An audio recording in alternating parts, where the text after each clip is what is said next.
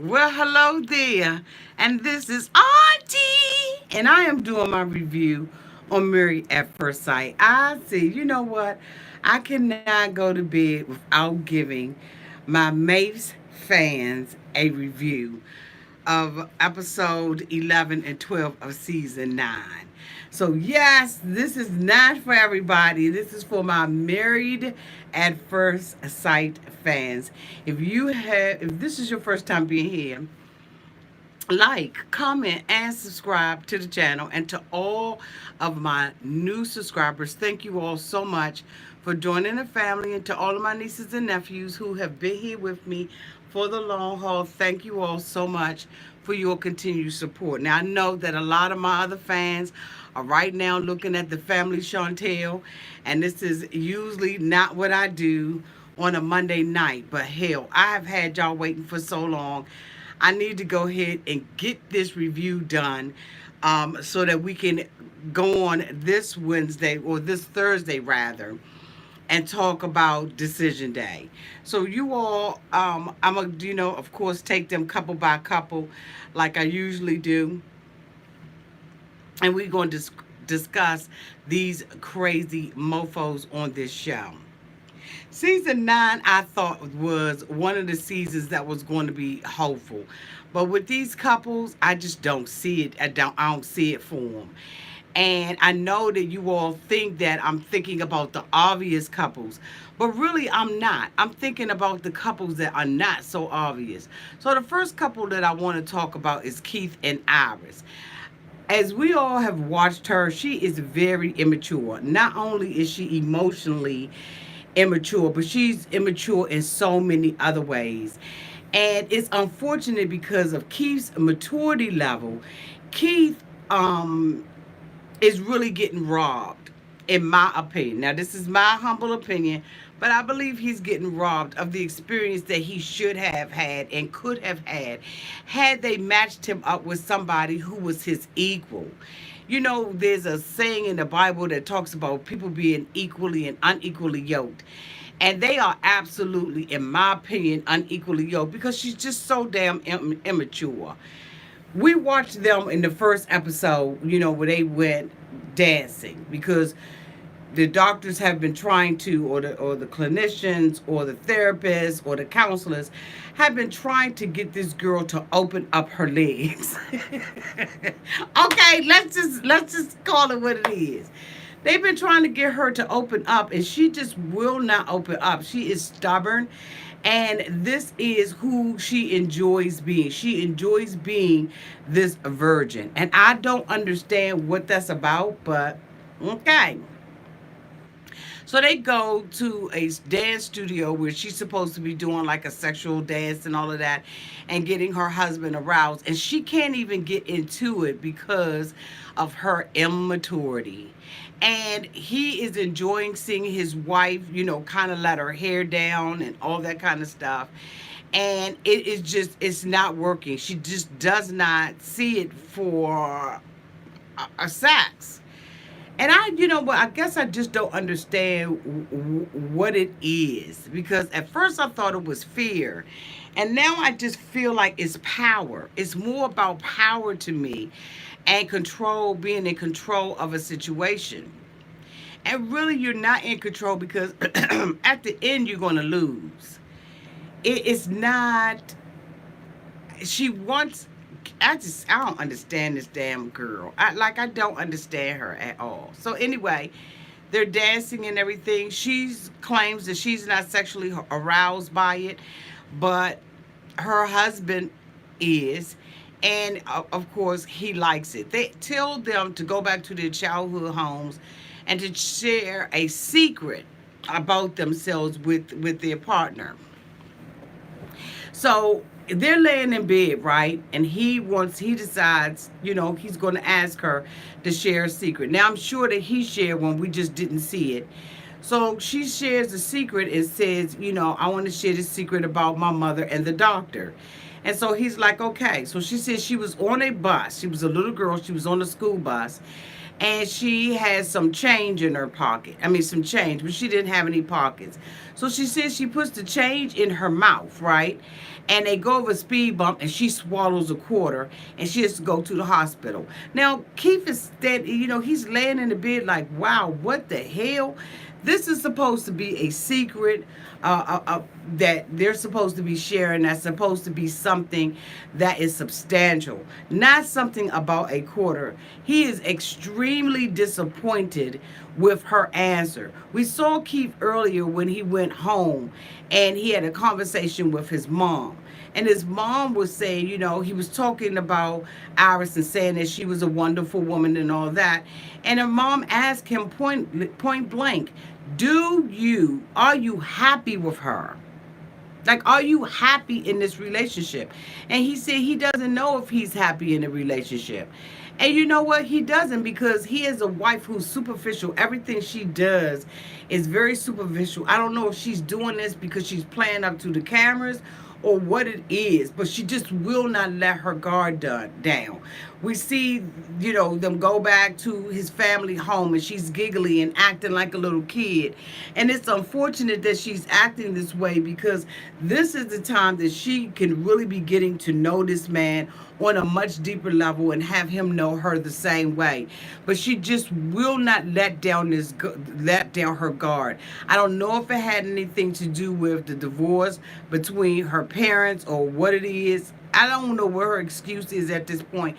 But I'm gonna tell you right now, she is one of the I just don't like her, because she just won't be real about who she is and what is going on in the relationship. I don't have it for her. They go to the cabins because the therapist said that they all needed to go and have this last trip together so that they could share with the other couples. She gets there and they're drinking and having a good time, and she doesn't want to drink and have a good time. She said she hasn't had any breakfast, and he's like, nobody has had any breakfast. And so it's just you're not going to peer pressure me. You're not going to give me put me in any pressure. I don't really have much more to say about them because I dislike her that much, y'all. Like, I really dislike Iris. And I don't know what it's going to take. I don't know if it's going to take him walking away from her. It's almost like a self-sabotage. Like, she doesn't want to really be real about who she is. Okay? She just doesn't want to be real about who she is. And I don't even feel like talking about her anymore. Deanna and Greg. Okay, now I like Deanna and Greg. I don't see it for them lasting forever. I know that people think that they are the ideal couple. And on the show, I do believe that they are an ideal couple for the show. Whether or not it's going to last full time, I don't think so. Because Greg is asking for something that Deanna is really trying to give him. She is making monumental steps as it relates to opening up with him. She's not being superficial. They sat there on the sofa, right, and they were trying to share. They decided that they were going to share about, what their differences are. And when she begins to say what the differences are, he tells her, well, no, we're going to talk about what our differences are, but what we're going to do is we're going to say and how that balances out, and we're going to give something complimentary. Then he starts playing this little game with her back and forth, and she's like, look, are you going to explain this? Are you going to mansplain? And so he wanted to make a joke out of it and was so insecure that he stopped her from saying what she needed to say, and so she shut down with him. We see her, he gave her a birthday party with her family members and stuff like that. And we see him trying, because he knows that she's an adventurous woman. She's a daring woman. She's, loving life and everything. And she's bringing him out of that shell that he's in. When they sat down with the counselor, she played the tape back of when he did, that. And she said, really, you were trying to protect yourself because you thought that she was going to say something that was going to stop it. You thought that she was going to say something that was going to hurt your feelings, and so you made it a funny type thing when it really wasn't a funny type thing. We saw her and her sister have a double date with them. The sister brought her boyfriend, and he was like, "Tell me some more about Deanna. I can't get Deanna to open up, and I can't get her to talk about things." And I'm saying, why are you pushing it? This girl is doing the best that she can. They went on a picnic, right? Because they went, to each other's hometowns and stuff. They went on a picnic. And during the picnic, he asked her a question about what hurt her so bad that she decided that she wouldn't date for 10 years. It was very uncomfortable for her to answer that question, but she did to the best of her ability. She talked about her and her past boyfriend. They were high school sweethearts and they went to the prom together. She said that this was the park that, she had taken some prom pictures and stuff like that at.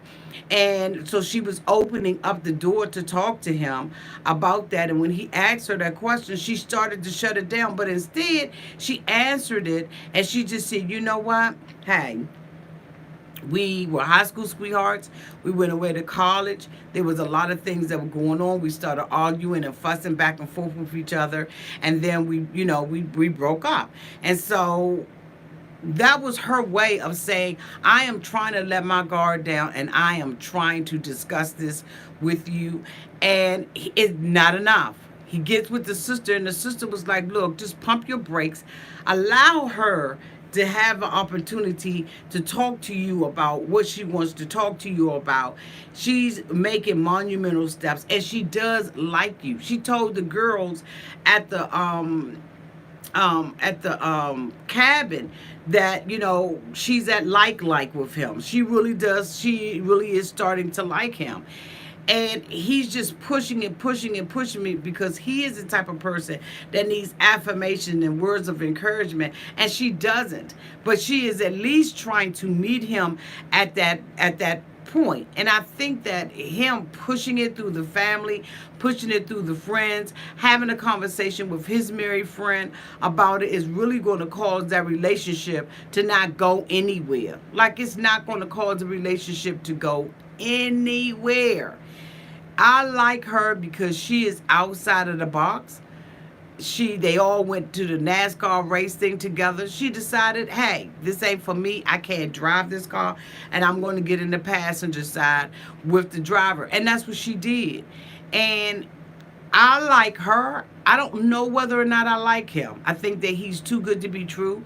I think that he has too many hang-ups. And I'm saying, bitch, if I don't want to talk to you about something, I don't want to talk to you about it. You got to be secure in yourself, and he's not. He's very insecure as far as I am concerned. And I just ain't feeling him at all. But anyway, we'll see how that goes. The next couple, Jamie.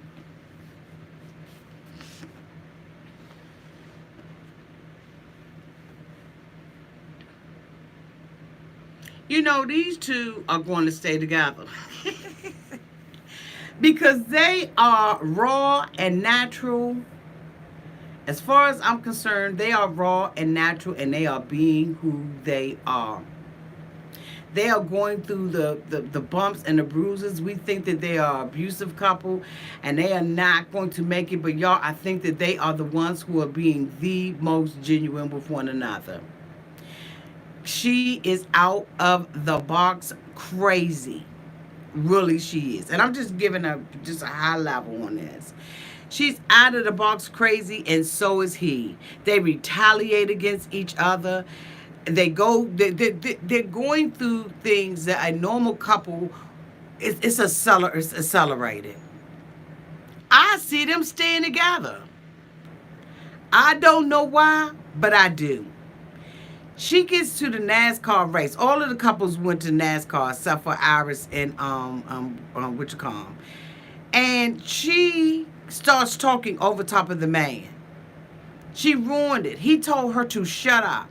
She got mad and said, "This is the way he always talks to me." Wooty wooty woo. With all the other couples around, she gets into this, this tizzy, and so now she's angry with him. She's trying to ruin everybody else's day. They're trying to talk to Jamie and tell Jamie, "You know what, Jamie? Look, the guys." Greg is like, "You really got to calm down. You're in control of yourself." As a result of that, the two of them, they're arguing. She's like, I don't want to participate. I don't want to do anything with the other couples because you made me feel bad and you made me look like dude. No, you made yourself look like that. This girl is out of the box crazy to me. But you know what? He likes it. He needs it in his life. He's so damn stale that he really needs this crazy ass woman. He is attracted to her craziness. Absolutely, he's attracted to it. He doesn't know how to manage it, and she don't have no chill. And so because she has no chill, when the two of them go back and forth, it's just explosive. So is the sex. The sex is explosive. And so, he's trying to talk to her about it. She's flipping tables and all kind of stuff. Why didn't anybody take up for me? Nobody's going to take up for you when you're acting an ass in front of everybody. Nobody's going to do that. Not even him. He leaves her ass for 4 days. Because when they're in the car and they're talking about it, they're at a peaceful place because they went to her family home. She grew up in a trailer. The trailer was it was just in just shambles, okay? She starts crying and she's very emotional about it. He gets to see a softer side of her. She talks about how her family, made it to this particular point now. And he's like, he really understands her. Because she's like, my parents worked very hard to get out of this. I didn't grow up as pampered and materialistic as you think that I did. I'm at that place now. But she still has an entitlement that is just beyond me. But anyway, she has this entitlement thing. And so they're riding in the car. And he tells her, she talks about, okay, well, we getting ready to go to the cabins with the couples. And so he's like, yeah, it should be nice. She goes on to tell him that she doesn't even regret the fact that she ruined everybody's time. And that's when the sparks fly between the two of them. Because he said, I am willing to end this relationship because I want somebody who is not going to treat people that way. And she thought that it was nothing to it. She didn't care about it. She had no remorse for how she acted. And as a result, he left her for 4 days. They met with one another at a restaurant to see whether or not they could, mend this, like an ice cream shop or whatever, so they could mend this relationship. And she's sitting there, and they're both blowing each other off. They're both taking jabs at one another because they're very combative with each other. And just instead of just saying, look, I love you, but this I can't tolerate. She's not willing to bend. She's not willing to bend, compromise, to do any of that kind of stuff. Like, she's just not willing to do it. And it's amazing that she's not willing to do that, given the fact that she came from poverty, basically. Like, this girl. So anyway, she wants him to come back home. He decides to come back home, but he tells her, I'm taking sex off the table. She said this is probably going to last for about 3 days. Right before then, they was doing, what do you call it? He was getting one of his sex vouchers validated and checked that in. She had one of the counselors come to the house, and she didn't even want to come out and talk to the counselor. She's sitting up there, in the room. The woman comes in there and says, I want you to be a part of this. And she's like, bitch, I know where I... And the lady was like, did you call me a bitch? She's like, no, I'm just saying, I'm saying, bitch, I knew what I would. Just ignorant as hell. But I really do see them lasting because they are at least letting down their guards in a way that all the other ones are not letting their guards down. When you're in a relationship like that, you send your representative. Their representative been left. They just straight raw with one another. They make up to break up. That's what they do. But at the same time, there is a passion and a love that they have for one another that I don't believe the other couples are sharing. And even though the odds look like it is against them, she's crazy off the wall. He loves it. And she likes him too.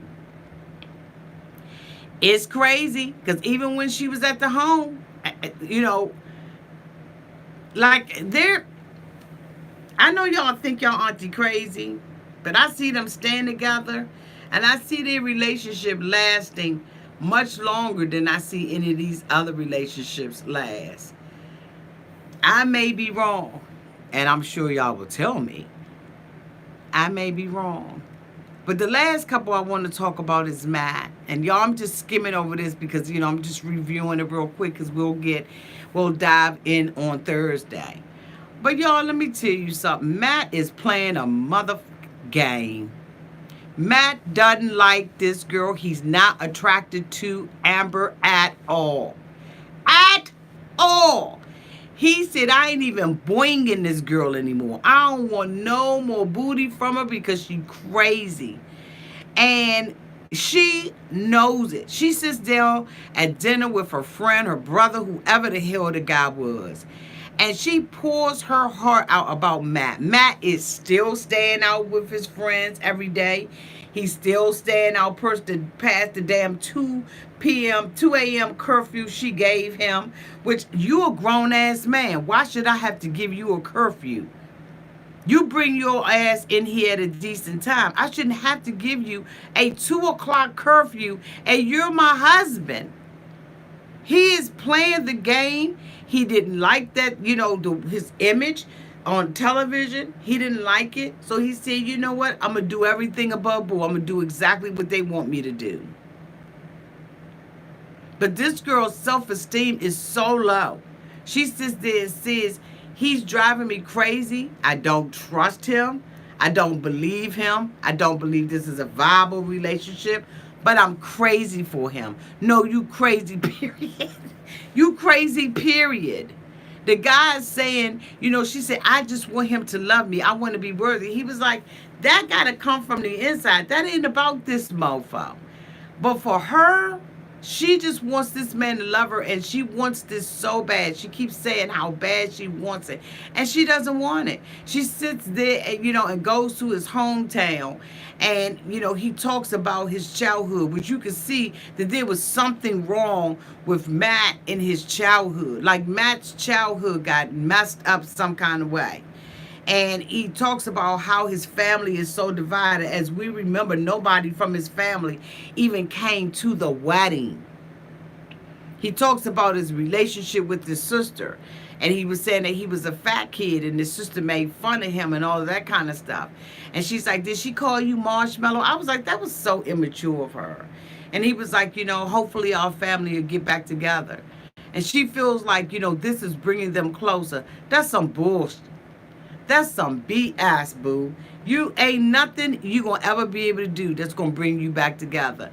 And I'm not saying that a woman has to always look femme. Okay, I'm not saying that you gotta always. Because look at me today. I'm like got my natural hair, very little makeup on, my little power T-shirt, bra showing. But you still have to be capped. She doesn't look capped. She doesn't look like a woman who gets up in the morning and gives a damn about how she looks. She just doesn't, y'all. She don't give a flying freak about how she looks. Her hair always looks wet. When she was packing her bags and she put that damn blow dry in her bag, I was like, for the fuck what? You don't look like you even pick a blow dry up. You don't look like it to me. Like, there's nothing to me that's attractive about Amber. Do something to pick yourself up, boo. Because, see, at this point, this is about you. It's totally about you. What did you say, boo? Because you didn't put something in there. You look like you screaming. Yes, Amber's appearance bothers me. Very mousy. Yes, it just...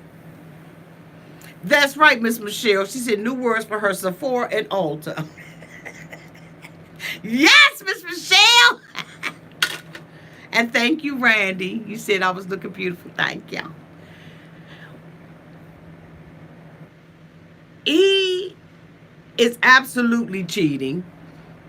Allegedly, we don't need the friend on the next episode to say he saw him at a restaurant with a woman. We know he's cheating. And he's probably cheating with some woman that maybe has less mentally, but more physically.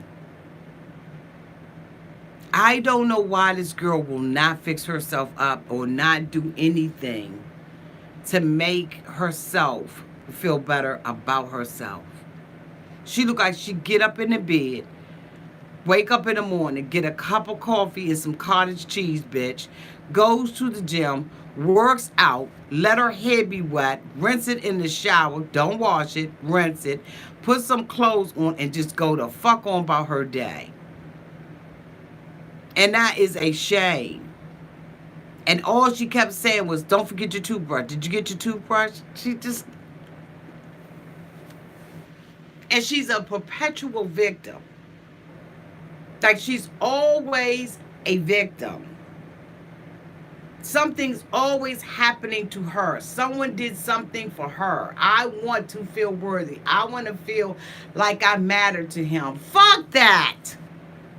You don't. And now she's saying she got to guard herself, okay? And I think Amber is pretty. I'm not saying Amber isn't pretty. I'm saying that Amber does not make herself look attractive. There's a difference between being pretty and making yourself look attractive. Like taking some time to take care of yourself, to beautify yourself. She don't even have to have no big bomb lashes on. She don't have to do any of that. But she needs to look like she's capped. And she doesn't look that way. She doesn't. She doesn't. At all. In my opinion. I'm sorry.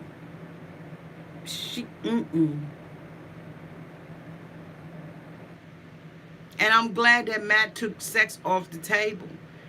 But a lot of times when men take sex off the table, that's because they sexing somewhere else. And he absolutely is sexing somewhere else. Because one thing about sex is sex ain't going to keep no man. It ain't going to get him either.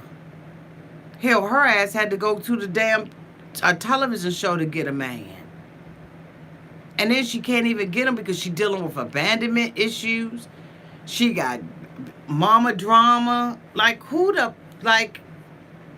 you can't bring all that baggage to the table and expect somebody to be attracted to you. She sat there amongst the girls. And one thing about her is she is very quick to throw him under the bus. She's quick to say too much. You notice the other bitches ain't saying all of that. They keep it at high level. Even crazy ass Elizabeth kept it high level. But not her. She wouldn't get down to the nitty gritty. He ain't coming home at night. He ain't doing this. He's not doing that. Keep it high level, chick. And then the thing about it is when you go to find out where he lives and the man is talking without talking, you don't even have enough in you to say, you know what? I want to be here for you. I want to help you. Like, dude, like you making marshmallow jokes. So disconnected because of her neediness. She's in such... I don't know what to say about these couples. Like I said, I believe if anybody's going to stay together, it's going to be Lizzie and Jamie. It really is. Greg's got to get past Greg. All Greg's adult life, people have told him that he was a successful man, that he got it going on, that he's the couch meow, that he, any woman be happy to have him. And so when he meets up with this woman who's not telling him all that, he can't handle it. And bitch, don't go to my family. What's that song? Don't ask my neighbor. Never ask my friends. I hang around. Come to me. Don't ask my neighbor. Don't ask my sister. Don't ask my mother. Don't ask my cousin. Don't ask your best friend. Ask me. I'm not feeling him because I think he's feeling himself too much. And then he's got insecurities of his own. See, a lot of times we see the insecurity in women, but we don't see it as much as we in men. But I see his insecure ass. He's very insecure.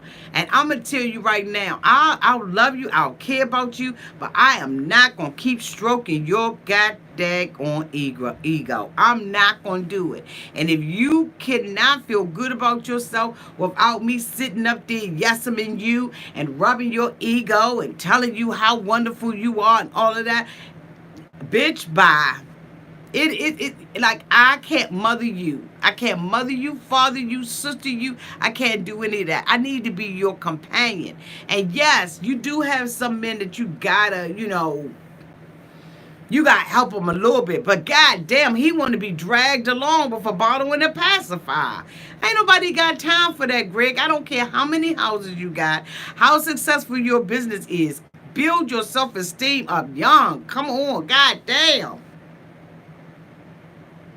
He needed to be with Iris. So they can sit there. She can, well, I don't know. Because I don't know. I ain't really feeling him. Not for Deanna. I really think that Deanna, even though I didn't like her in the beginning. Well, I didn't like her because it wasn't like that. But her spending that 10-year time period by herself and getting herself together. Yes, she did have some hang-ups. But she is letting her guard down as best as she can. But it ain't never going to be enough for him. It's never going to be enough for Greg. And Greg is one way in front of the cameras, and that bitch is another way outside. Because when he sat down with his friend, and his friend asked him, is this something that if she doesn't ever change, that you can do? See, he's up front with his buddy, but he's not up front with her. And really, she's out of his league. Now, what I did like was the fact when they went to the little camping trip and, he ate the little bugs and all of that kind of crazy stuff. I did like that he did that. But you know what? He's the type of mofo that when he do something, he wants you to do something in return. No, do it because you want to do it. Don't do it and then ask me a whole bunch of questions. I am so not here for him. The person that I feel very sorry for is Keith, though, because he's stuck with a superficial, immature baby. She's a baby, and she don't take anything serious. So, like I said, if I was to have a prediction on this, I think that all the couples would probably stay together except for Matt and Amber. But the couple that I think is going to last, y'all, believe it or not, is Elizabeth and Jamie. Because it's rickety raw. And sometimes you are attracted to that confusion. You're attracted to the passion of the argument. Like some people, yes, my chocolate. Is that my chocolate thunder? Let me see what that said. Really, Auntie?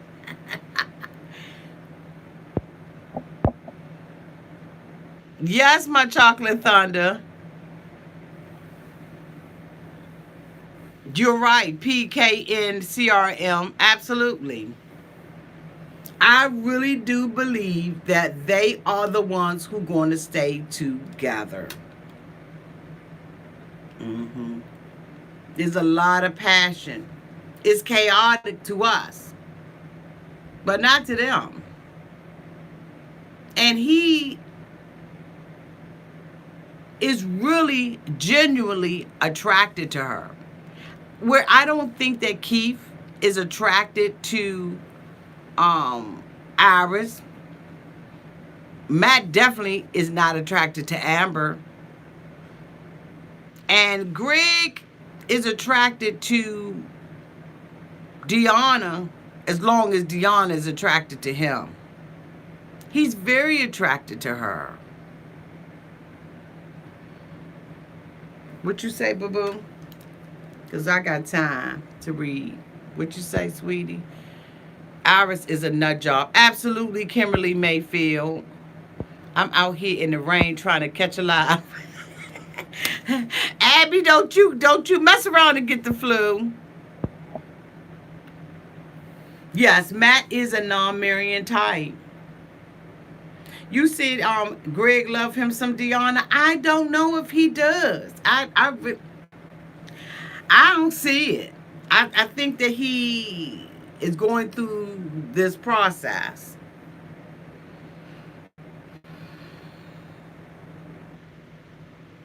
Absolutely. I agree with you on that. Aura, Ron, IPTV, I agree with you on that. She said, I pray Iris doesn't make a decision like that. She's better off counting her blessings so Keith can cut his losses.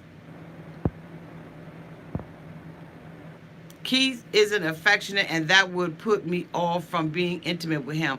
I don't think he discusses his feelings with her, but tells everyone else.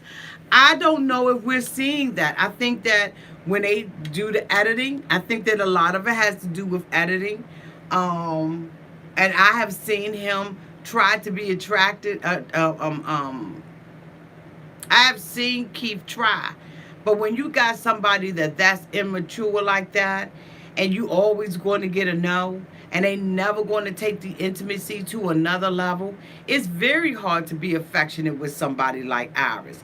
Like, how would you be affectionate with somebody like Iris? That is just sitting up there holding their virginity and their ability to even talk about, like, this bitch can't roll a dice and talk about sex. She can't roll a dice and even follow out on the act.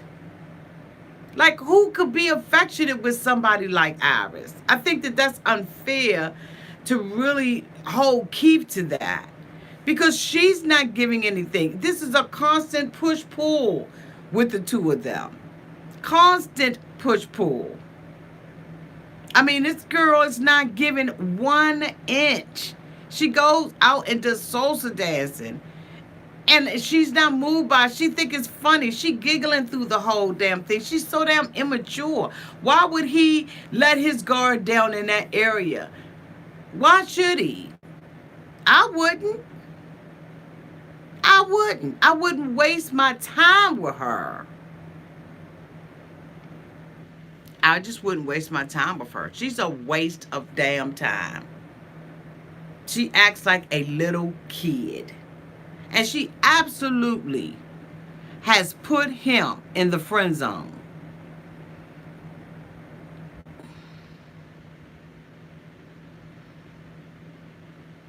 He in the friend zone. He's not a husband. He's not a mate. But the thing about it is, she's going to wait until decision day. And I hope he walks the hell away. I don't think he will, because I think he's always been taught to be an honorable man and to stay by his word. But I swear I hope on decision day he said, I can't do this with her. Because Keith was very upfront a couple of episodes ago when he said, when he told Dr. Calvin, I don't even know if I want to be the one to take her virginity. I don't even know if that's what I want to do with her. That was very eye-opening. Because she thinks somebody's taking it instead of freely giving it. When you love somebody, Love calls you to give freely.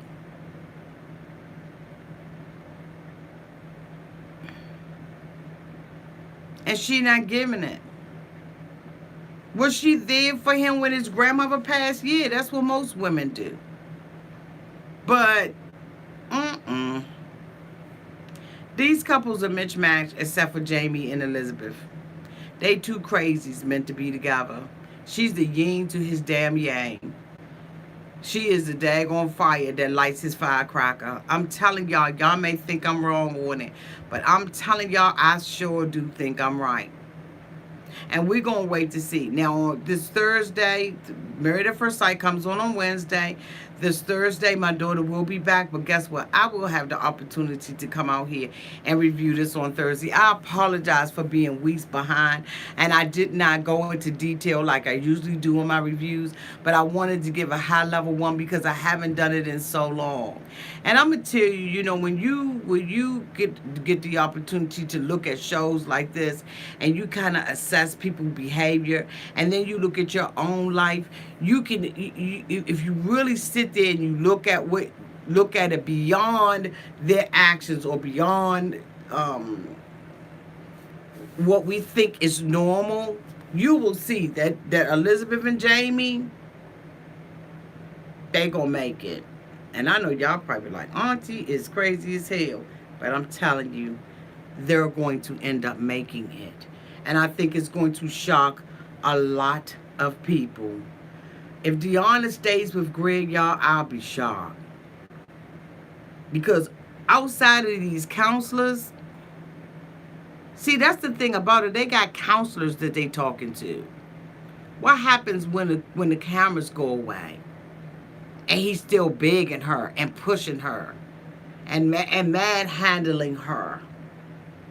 What happens then when he don't feel like going out and doing something adventurous and she does? Is she going to keep dragging his ass along, trying to make him grow the hell up?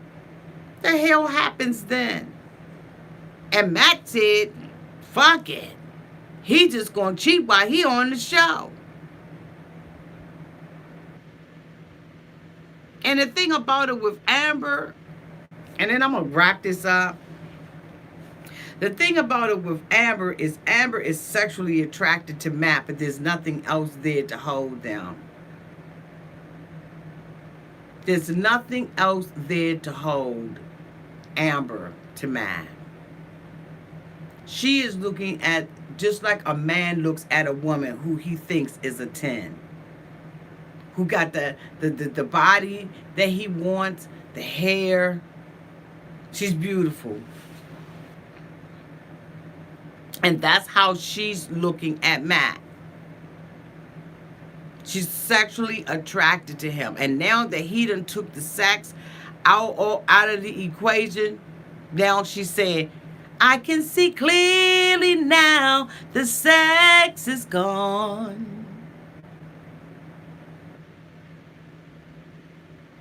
Because all she wanted him to do was ride her. Y'all know I'm telling the truth. All she wanted to do was bang him every time. She said he melts her. He melting her. He melting that thing down. He making that thing.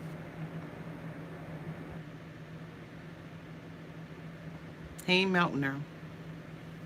But y'all, thank you so much for waiting on the old woman. Thank y'all so much for being patient with an old woman and for coming out. And what you say, boo? Oh, Abby Tober. Thank you so much for the $2 super chat. Auntie Matt is dead to me. Why? You can't be mad. You can't kill him off, Abby. No. Matt should not have done this, and they shouldn't have picked him. You gotta think about it. These are supposed to be experts. They picked Matt. Thank you, Randy. Randy said, amen, Auntie. You can't be mad at him. Out of all them MFers, okay? All the MFers, Abby, that they could have picked, they picked Matt. With all these damn problems, you mean to tell me that these experts did not know that this mofo could not commit? They didn't know that this mofo had family problems deep enough to swim in? They didn't do a psyche on Matt's ass? And the same thing with her. They knew this bitch had abandonment issues, and they go give her to Matt, who left home when he was a little boy, who's never home, who's always on the road. Come on. This ain't Matt's fault. Matt being Matt. They should never have put these two together. Who the hell sat at that table and matched those pictures together? Dr. Pepper? Dr. Calvin? Matt's being Matt. No way. What you say? Thank you, Abby Tober, for the $20 super chat. Auntie, I'm telling you, these two both have got issues. Absolutely. And why the hell? Somebody, Ron IPTV, said productive topics. My Chocolate Thunder said they all need their degrees snatched. PKNCRM said experiment protocol. These couples were so mismatched this season. Absolutely, Randy. Absolutely. Except for Jamie and Evelyn, because he needed that yin to his yang. He needed a crazy bitch. Absolutely, they picked them all. He needed a crazy bitch for his boring life. He feels like, Jamie feel like if he ain't getting the sex, he ain't not being loved. But it take a lot for him to say that. What's Iris' excuse? It's Ray Ray. She says, I feel like Deanna isn't attracted to Greg for some reason. I do too, and so does my daughter. Even though we tried to root for them, we feel the same way. And I don't think he's that attracted to her. I'm going to tell you, I really don't. I don't think he attracted to her. Madame Butterfly said, they knew what they were doing when they matched these couples. They knew it would bring in ratings at the cost of hurting people. Because I'm going to tell you, that damn Amber is fucked up in the head.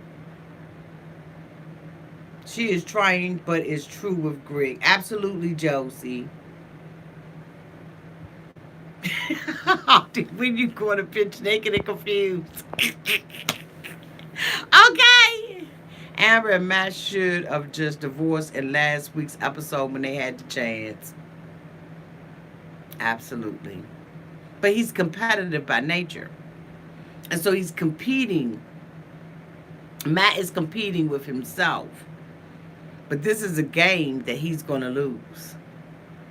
Because he's competing with himself, trying to convince himself that he can change, trying to convince himself that he can be a good husband, trying to convince himself that he can do the right thing for once in his life. And he can't. Absolutely, Renee Simpson. She said just about a mess of people not going any place. Absolutely.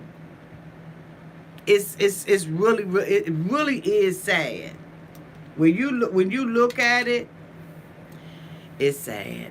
But anyway, y'all, thank y'all so much for being here. I'm going to go ahead and close out so I can get my ass in the bed.